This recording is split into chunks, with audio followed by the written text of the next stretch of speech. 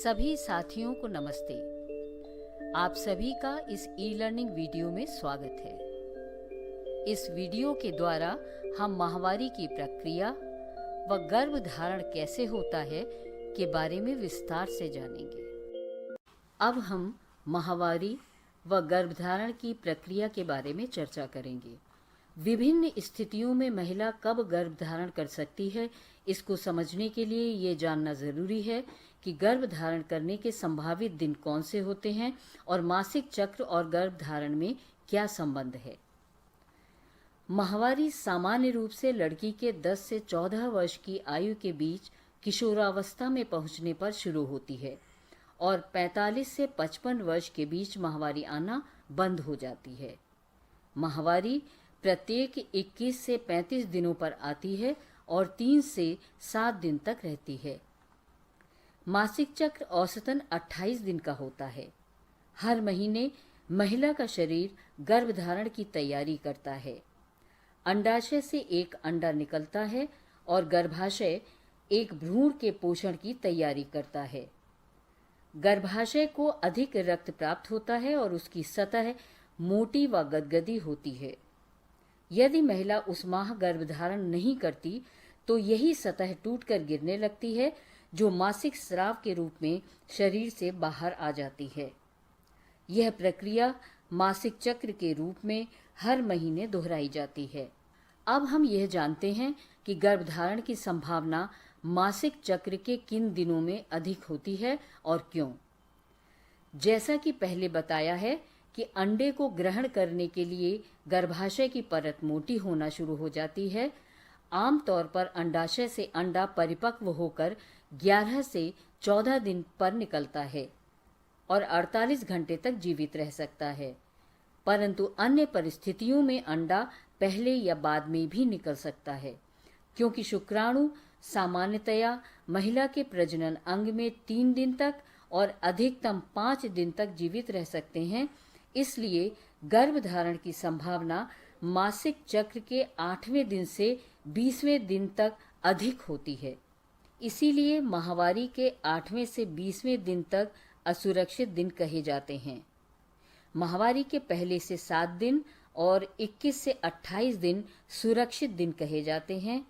इस बात को और बेहतर ढंग से समझने के लिए एक छोटी सी फिल्म देखते हैं। गर्भधारण कैसे होता है। गर्भधारण एक अद्भुत प्रक्रिया है जो शुक्राणु और अंडे के मिलन पर आधारित है। शुक्राणु पुरुष के अंडकोश में स्थित अति सूक्ष्म कोशिकाएं होती हैं जो कुछ अन्य द्रव्यों के साथ वीर्य में मिल जाते हैं।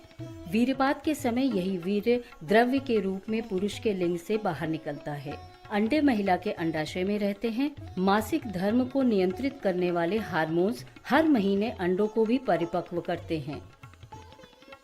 यही हार्मोन्स गर्भाशय की परत को मोटा और गद्देदार बनाकर उसे संभावित गर्भधारण के लिए तैयार करते हैं। हर महीने अंडाशय से एक परिपक्व अंडा बाहर निकलता है। इस प्रक्रिया को ओव्यूलेशन या अंडोत्सर्जन कहते हैं। ये अंडा फैलोपियन ट्यूब के द्वारा गर्भाशय में जाता है, जिसमें 12 से 24 घंटे का समय लगता है।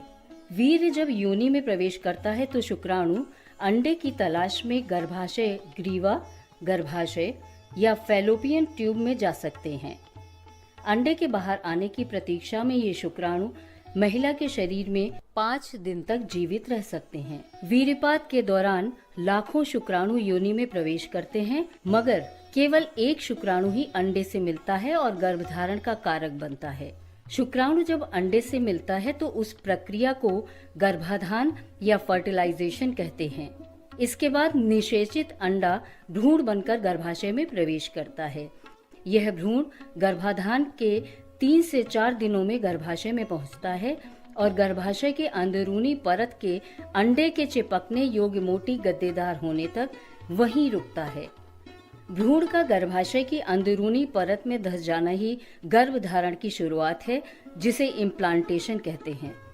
इस प्रक्रिया को पूरा होने में 3 से 4 दिन का समय लगता है। आधे से ज्यादा निषेचित अंडे गर्भाशय की परत में नहीं धंस पाते हैं और वो मासिक धर्म के साथ शरीर से बाहर निकल जाते हैं। गर्भाशय में भ्रूण के आरोपण के बाद महिला का शरीर गर्भावस्था हेतु हार्मोन्स बनाना शुरू कर देता है। ये हार्मोन्स महिला के गर्भाशय की अंदरूनी परत को मजबूत बनाए रखते हैं, जिससे भ्रूण को पोषण मिलता है। गर्भधारण के दौरान मासिक धर्म भी नहीं आता। जब शुक्राणु अंडे से नहीं मिलते या निषेचित अंडा गर्भाशय में प्रत्यारोपित नहीं होता, तो गर्भाशय की अंदरूनी परत रक्त के रूप में योनि से बाहर निकल जाती है, जिसे मासिक धर्म या माहवारी कहते हैं। इस तरह से गर्भधारण की प्रक्रिया में कई चरण आते हैं, जिनमें 2-3 सप्ताह का समय लग जाता है। माहवारी चक्र में सुरक्षित व असुरक्षित दिन और बेहतर तरीके से समझने के लिए आइए एक केस स्टडी सुनते हैं। सुनीता का महीना 20 अप्रैल 2017 को आया था। उसे 28 दिन का नियमित मासिक धर्म होता है। उसने 30 अप्रैल को असुरक्षित संबंध बनाए। अब आपके लिए प्रश्न है कि जब सुनीता ने यौन संबंध बनाए तब क्या वह सुरक्षित अवधि में थी? तो इसका उत्तर है, सुनीता ने माहवारी के 11वें दिन असुरक्षित संबंध बनाए।